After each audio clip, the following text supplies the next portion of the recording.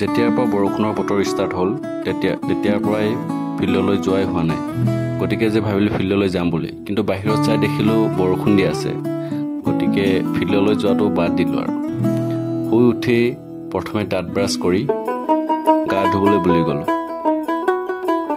গা ধুই আহি প্ৰথমে ধূপ জ্বলালোঁ। ধূপ জ্বলাই অলপ পঢ়িবলৈ বহিলোঁ।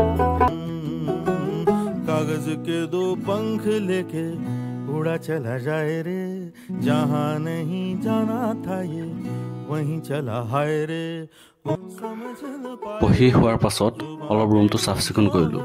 ৰুমবোৰ চাফ চিকুণ হৈ থাকিলে থাকিয়ে ভাল লাগে দিয়কচোন, নে কি কয়?